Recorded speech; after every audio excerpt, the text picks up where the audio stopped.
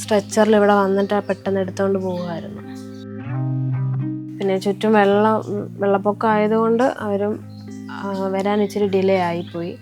മഴയും വെള്ളപ്പൊക്കവും കുട്ടനാട്ടിലെ ജനങ്ങളുടെ ജീവിതത്തെ എത്രത്തോളം ബാധിച്ചു എന്നതിന് തെളിവാണ് ഇവിടുത്തെ വിവിധ ആശുപത്രികളിലെ മോർച്ചറികളിലായി സംസ്കരിക്കാൻ നിവൃത്തിയില്ലാതെ സൂക്ഷിച്ചിരിക്കുന്ന മൃതദേഹങ്ങൾ, അതും ദിവസങ്ങളായി.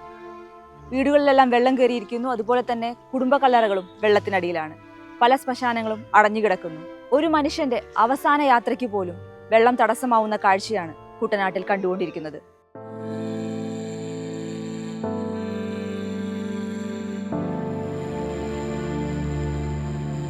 കുട്ടനാട് അപ്പർ കുട്ടനാട് മേഖലയിൽ ഏതാണ്ട് ഒരാഴ്ചയ്ക്ക് മുകളിലായി കിഴക്കൻ വെള്ളത്തിൻ്റെ വരവും ഓടുകൂടി പ്രളയ രീതിയിലാണ്. പെട്ടെന്നാണ്, ഒരു ദിവസം കൊണ്ടാണ് കുട്ടനാടിൻ്റെ പല മേഖലയും, അത് ഏറ്റവും കൂടുതൽ ബാധിച്ചിരിക്കുന്നത് എടത്തുവ, തലവടി, മുട്ടാർ എന്നീ പഞ്ചായത്തുകൾ. ആ പഞ്ചായത്തുകളിലെ താഴ്ന്ന പ്രദേശങ്ങൾ മൊത്തം വെള്ളക്കെട്ടിൽ രൂപപ്പെട്ടു.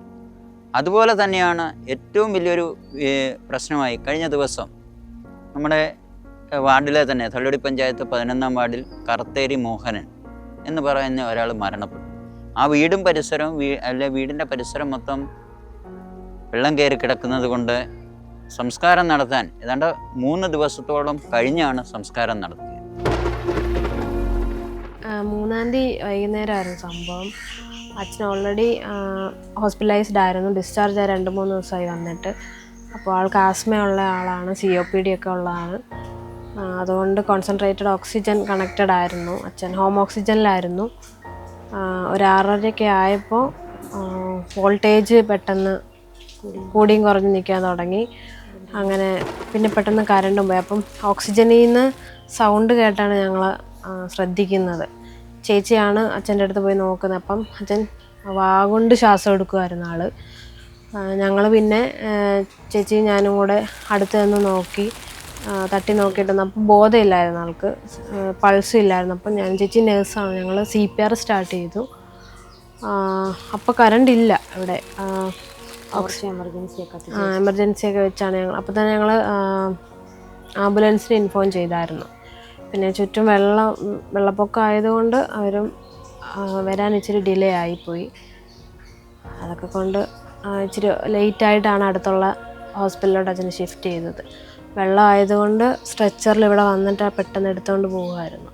ഇന്ന് തന്നെ അടക്കിയതാണെങ്കിൽ തന്നെ സൈഡ് കരിങ്കല്ലുകൊണ്ട് ഇത് കട്ട പിടിച്ച് അതിൻ്റെ മുകളിൽ സംസ്കരിക്കുന്ന സാധനം വെച്ചാണ് സംസ്കാരം നടത്തിയത്. അതുപോലെ തന്നെ വീട്ടുവളപ്പിൽ വെള്ളമായതുകൊണ്ട് വലിയ സ്റ്റേജ് പോലെ തട്ടിട്ടാണ് ഇന്ന് സംസ്കാര ചടങ്ങുകൾ വീട്ടിൽ ചെയ്തത്.